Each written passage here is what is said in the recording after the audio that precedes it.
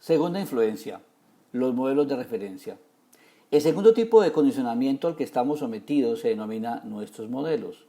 Durante tu infancia, ¿cómo eran tus padres o tus tutores con respecto al dinero?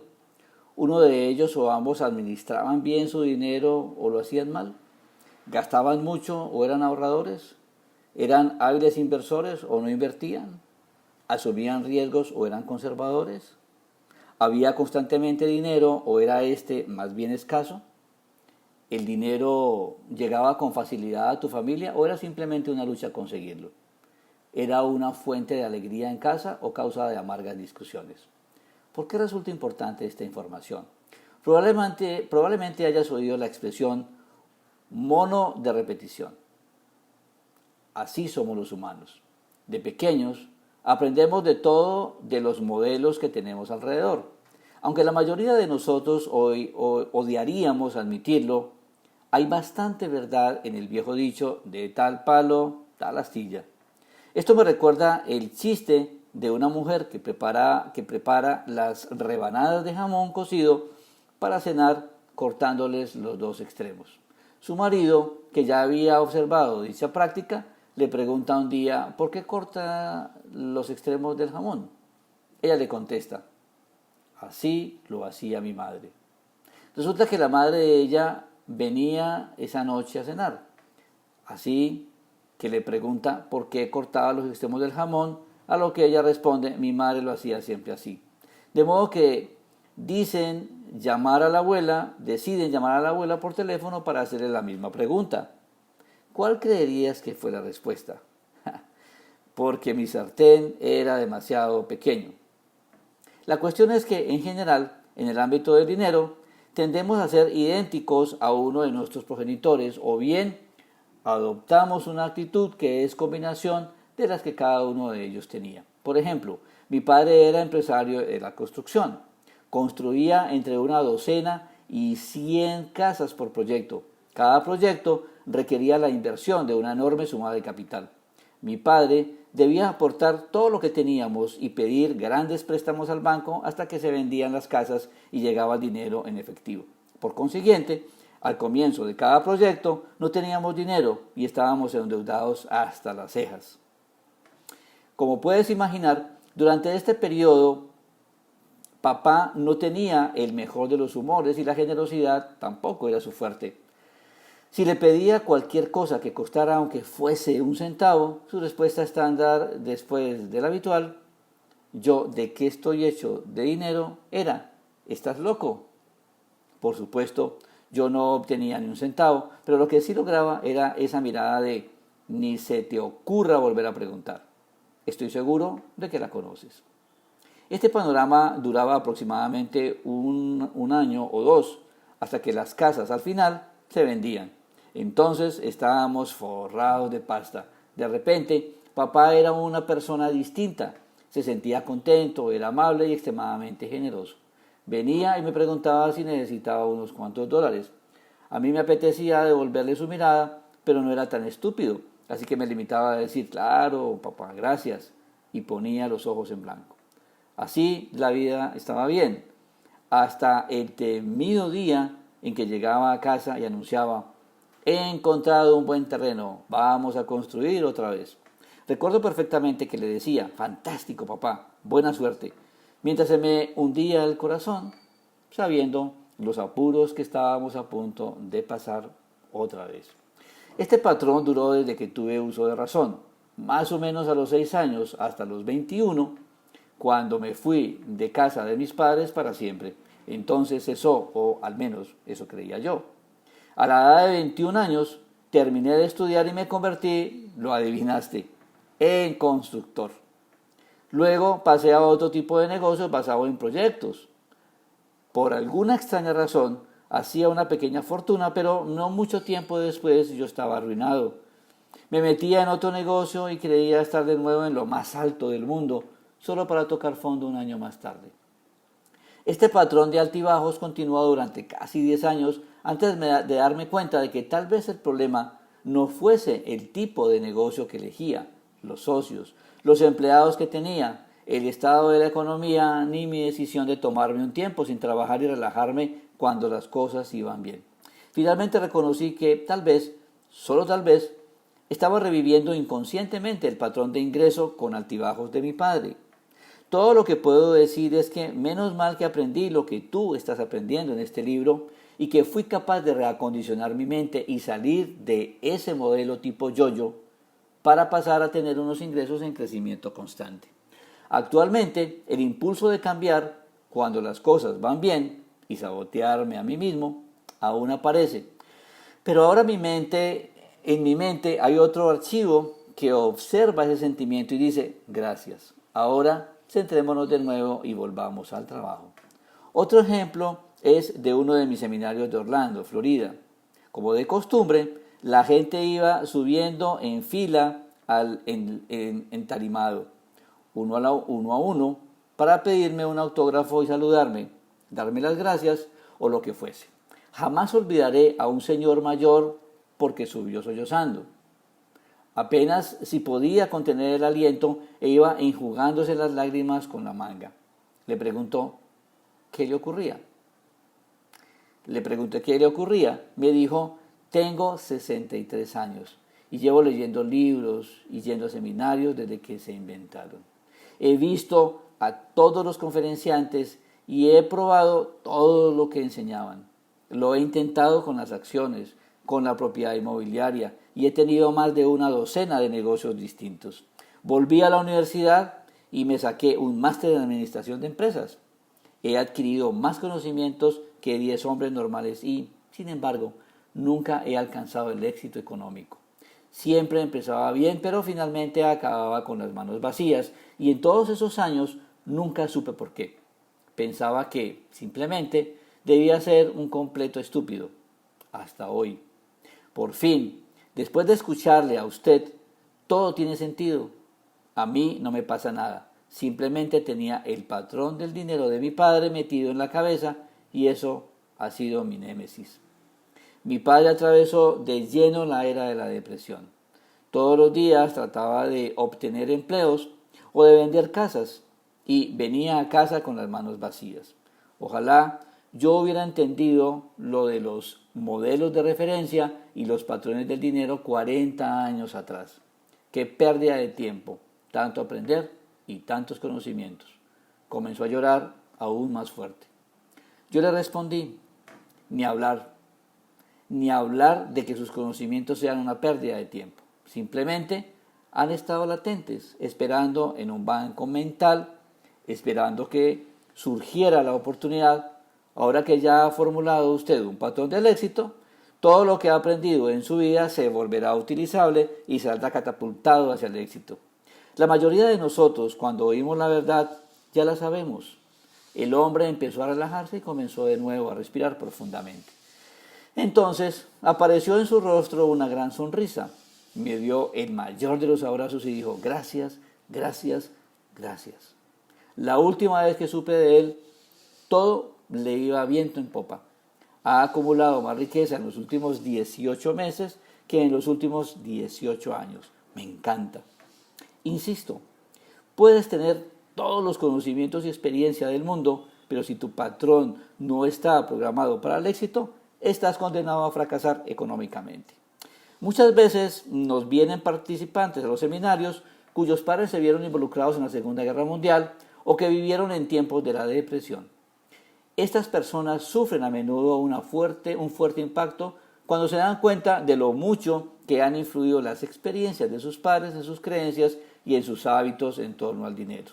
Algunos gastan como locos porque podrías perder fácilmente todo tu dinero, así que más vale que lo disfrutes mientras puedas. Otros siguen el camino contrario, van guardando el dinero y ahorrando para cuando llegue la época de las vacas flacas. Unas sabias palabras. Ahorrar pensando en que pueden llegar malos tiempos podría parecer una decisión sensata, pero puede crear grandes problemas. Uno de los principios que enseñamos en otro de nuestros cursos es el poder de la intención. Si estás ahorrando tu dinero para cuando lleguen las vacas flacas, ¿qué es lo que va a venir? Pues las vacas flacas. Deja de hacer eso. En lugar de ahorrar para un día de penurias económicas, concéntrate en ahorrar para un día de júbilo o para lograr pronto tu libertad financiera. Entonces, en virtud de la ley de la intención, eso es exactamente lo que obtendrás. Antes decía que, en lo referente al dinero, la mayoría de nosotros tendemos a ser idénticos a uno o a ambos de nuestros progenitores, pero también existe la otra cara de la moneda. Algunos de nosotros acabamos siendo exactamente lo contrario de lo que fueron unos o ambos de nuestros padres. ¿Por qué tendría que ocurrir eso? ¿Te suenan las palabras ira y rebeldía? Resumiendo, depende simplemente del enfrentamiento que hubieras mantenido con ellos. Por desgracia, cuando éramos niños no podíamos decir a nuestros padres, mamá y papá, sentados, quiero enteraros algo. No me gusta la forma en que estáis administrando vuestro dinero, ni en realidad vuestra vida. Y por tanto, cuando sea adulto, haré las cosas de forma completamente distinta. Espero que lo entendáis. Ahora que paséis, buena noche y tengáis dulces sueños. No. La cosa no es así en absoluto. En lugar de eso, cuando nos aprietan el botón, por lo general, se nos va para la olla y lo que sale suena más como os odio, nunca seré como vosotros, cuando crezca voy a ser rico, entonces tendré lo que yo quiera, tanto si os gusta como si no. Después nos vamos corriendo a nuestra habitación, damos un portazo y empezamos a porrear la almohada o cualquier objeto que tengamos a mano para descargar nuestra frustración. Mucha gente que procede de familias pobres se llenan de rabia y rebeldía por ello. En muchos casos salen de casa y se hacen ricos, o al menos tienen la motivación para hacerlo. Pero hay un pequeño contratiempo que en realidad constituye un gran bache. Tanto si este tipo de personas se hacen ricos como si se rompen la crisma tratando de llegar a ser prósperas, normalmente no son felices. ¿Por qué? Porque la raíz de su riqueza o de su motivación por el dinero es la ira y el resentimiento. Por consiguiente, dinero e ira quedan vinculados en su mente y cuanto más dinero tienen o luchan por conseguir, este tipo de individuos se vuelven más iracundos. Al final, su yo interior dice, estoy cansado de ser irascible y de ir estresado por la vida. Solo quiero estar tranquilo y ser feliz. De modo que preguntan a la misma mente que creó la vinculación, ¿qué deben hacer ahora con respecto a esta situación? A lo que su mente responde, si quieres deshacerte de tu ira, vas a tener que deshacerte de tu dinero. Y eso es lo que hacen, inconscientemente se deshacen de su dinero. Gastan más de la cuenta, realizan una mala inversión, caen en un divorcio económicamente desastroso o sabotean su prosperidad de alguna otra forma. Pero no importa, porque ahora estos tipos son felices, ¿verdad? Mentira. Las cosas están aún peor, porque ahora no solo son iracundos, están arruinados e iracundos. Se equivocaron al elegir aquello de lo que deshacerse. Se deshicieron del dinero en lugar de la ira, del fruto en lugar de la raíz. Mientras tanto, el auténtico problema es, y lo que fue siempre, la ira existente entre ellos y sus padres. Y mientras no se resuelva esa ira, jamás serán verdaderamente felices, ni tendrán paz interior con independencia del dinero que tengan o que no tengan. La razón o motivación que tengas para ganar dinero o lograr éxito es vital. Si tu motivación para adquirirlos procede de una raíz no productiva, como el miedo, la rabia o la necesidad de demostrar lo que vales, el dinero nunca te reportará felicidad. Veamos entonces el principio de riqueza. Si tu motivación para adquirir dinero o éxito procede de una raíz no productiva, como el miedo, la rabia o la necesidad de demostrar lo que vales, el dinero nunca te reportará felicidad. ¿Por qué? Porque no puedes solucionar ninguna de estas cuestiones con dinero. Tomemos por ejemplo el miedo. Durante mis seminarios pregunto al auditorio, ¿cuántos de ustedes citarían el miedo como su principal motivación para el éxito? No hay mucha gente que levante la mano. Sin embargo, luego pregunto, ¿cuántos de ustedes citarían la seguridad como uno de sus motivadores principales para el éxito. Casi todos los presentes levantan la mano. Pero fíjate, tanto la seguridad como el miedo están motivados por lo mismo. El hecho de buscar seguridad viene de la inseguridad, que a su vez se basa en el miedo. Así pues, ¿más dinero disipará el miedo? ¿Qué más quisiera? La respuesta es absolutamente no. ¿Por qué? Porque el dinero no es la raíz del problema, es el miedo. Lo que es aún peor es que el miedo no es solo un problema, sino también un hábito. Por lo tanto, tener más dinero únicamente cambiará el tipo de miedo que tenemos. Cuando estábamos sin Blanca, lo más probable es que temiésemos no conseguir jamás ningún dinero o no tener nunca el suficiente.